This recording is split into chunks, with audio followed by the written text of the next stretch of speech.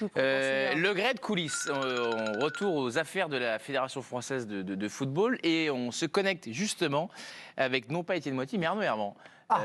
Journaliste au journal L'Équipe, qu'on ne présente plus bien évidemment, qui suit le Paris Saint-Germain et les instances. Bonsoir Arnaud, pourquoi vous êtes là? Parce que vous avez interviewé Noël Le Graët aujourd'hui, interview qu'on le retrouve d'ailleurs sur le site de L'Équipe en avant-première abonné qui sera, je le suppose, demain dans le journal, bien évidemment, avec ce titre « Je n'ai jamais harcelé personne ». Pour faire un petit peu les coulisses de cette interview, Arnaud, quand est-ce que vous l'avez vu? Combien de temps vous l'avez vu? Comment est-ce que ça s'est passé déjà, tout simplement?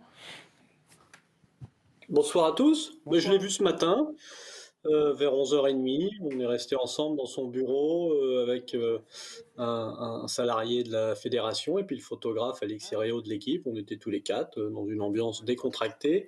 Ça a duré une grosse trentaine de minutes. Noël Le Graët est venu s'exprimer devant nous, L'Équipe, et puis deux autres médias. Après avoir annoncé sa démission et puis discuter un peu avec les membres du COMEX. Donc il n'a pas assisté au COMEX, au comité exécutif, dans son intégralité. Et donc il a quitté la séance après avoir annoncé sa démission et puis être applaudi par ses anciens colistiers. Et c'est à ce moment-là qu'il a œuvré médiatiquement auprès de nous et puis de nos confrères. Arnaud, vous dites l'avoir trouvé décontracté. Ça peut paraître étonnant vu le tourbillon dans lequel il voyageait depuis des semaines et des mois, quasiment. Est-ce que vous avez, après l'avoir rencontré, justement des explications à cette décontraction?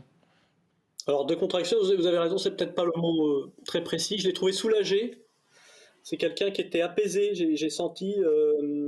je pense qu'il redoutait cette épreuve avec le COMEX d'un point de vue émotionnel.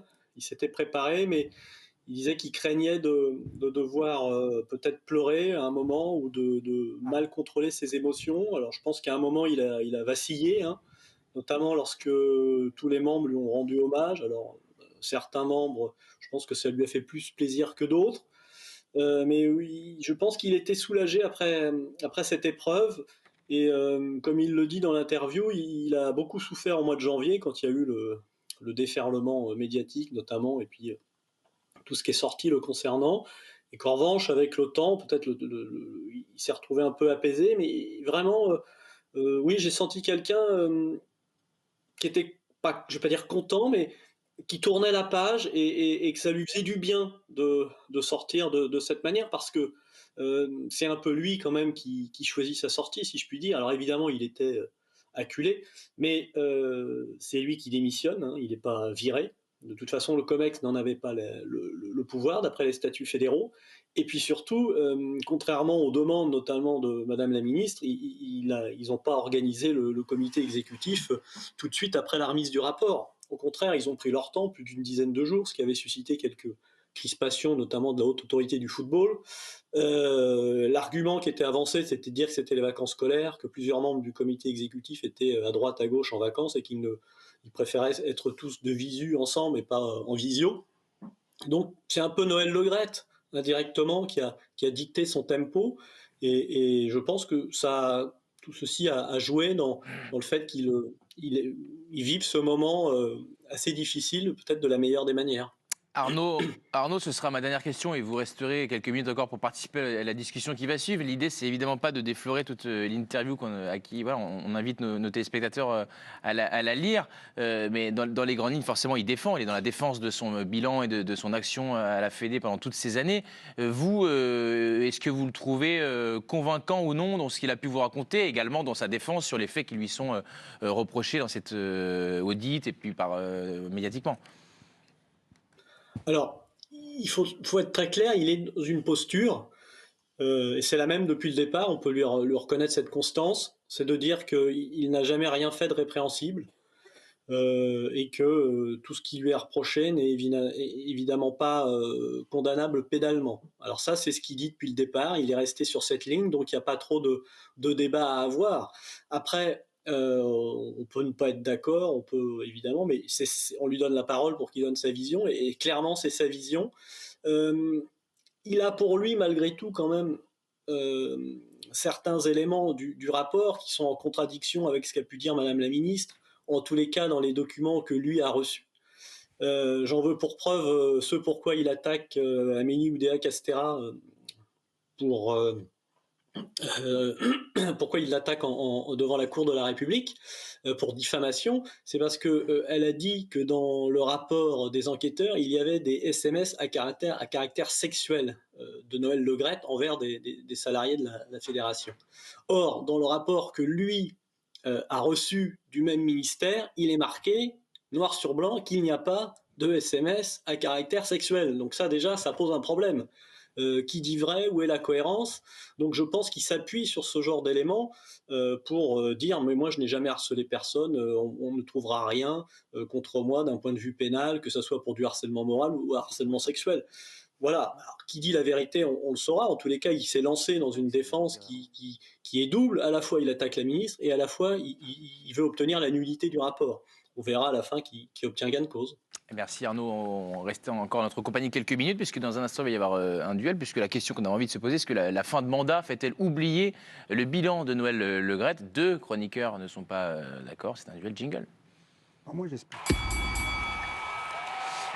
Non pour Mélisande Gomez, et oui pour Grégory Schneider, c'est l'aile gauche qui s'est déjà écharpé un petit peu en début d'émission, qui va continuer à croiser le fer.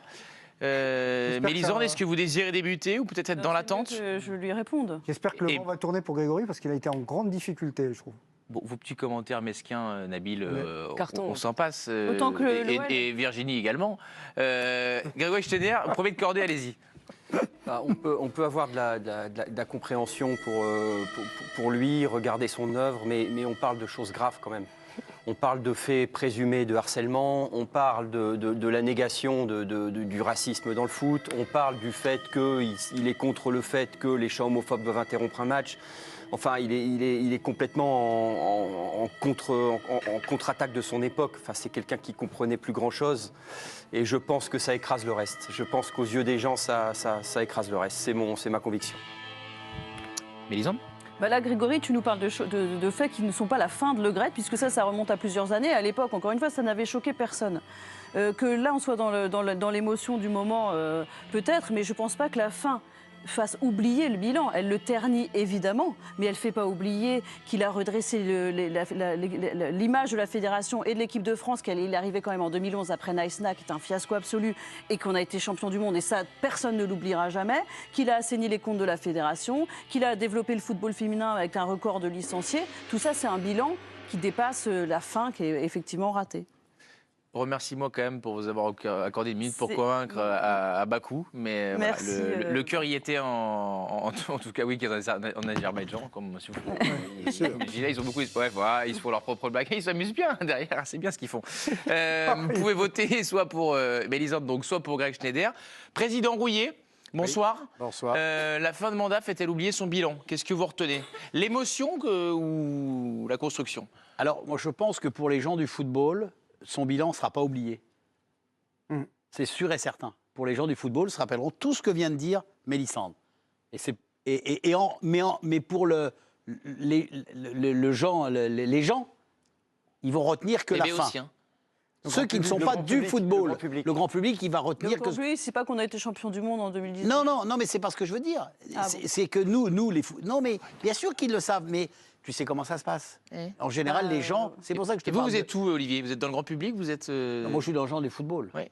Les gens de football, on ne peut pas oublier ce qu'a fait Le Graët. Et Dieu sait que je n'aime pas le personnage. Et Dieu sait que je suis en contradiction avec l'homme, avec tout ce qu'il a pu dire. Mais il a quand même fait tout ce que Mélisandre a dit. Et c'est pour ça que j'irai dans le sens de Mélisandre, même si elle s'énerve. Le point pour... C'est pas la soirée, Greg. Le point pour Mélisande Gomez. Arnaud Herman, ce sera votre dernière intervention. On vous laissera vous reposer après une journée qui a été, je le sais, particulièrement chargée. Votre avis à vous, là, pour le coup, pas trop long parce qu'on est un peu pris par le temps, je le répète souvent, mais je m'en excuse. Est-ce que la fin fait oublier le bilan ou pas pour vous? Elle le ternit inévitablement. Moi, je serais plutôt de l'avis de Mélisande, mais après, il est évident que sortir comme ça, par rapport à tout ce qu'il a pu faire, c'est quand même une sortie ratée. Lui, son objectif, c'était d'aller au bout de son mandat. Moi, dans l'interview, il me dit clairement, mais j'ai été élu en 2021 en rigolant. Il ironise un peu sur Frédéric Thiriet en disant mais j'affrontais pourtant un grand personnage du football, un avocat, un ancien président de la Ligue, sans jamais le nommer, et j'ai gagné en rigolant. Donc il s'imaginait pas partir à mi-mandat, même si parfois il avait pu laisser envisager qu'après la Coupe du Monde, ça pourrait être le moment de préparer sa succession. Donc il y a quand même ça se termine pas bien, ça se termine au moins en queue de poisson pour lui. Alors bon, voilà, il choisit son départ en démissionnant, alors qu'on croyait qu'il allait s'accrocher. Il a gagné un peu de temps, mais malgré tout, ça sera un peu entaché. Certains, Vincent Deluc, je crois, écrivait qu'il était le plus grand président de la fédération. Probablement, vu ce qu'il a accompli, sportivement, économiquement et dans le développement de la fédération, mais il y a quand même une tâche à la fin. Merci beaucoup Arnaud Herman. Interview à retrouver dans le journal L'Équipe et sur le site en avant-première. Noël Le Graët, je n'ai jamais harcelé personne. Une victoire pour Grégory Schneider, 53-47. Est-ce que la fin fait oublier son mandat? Vous aviez répondu oui.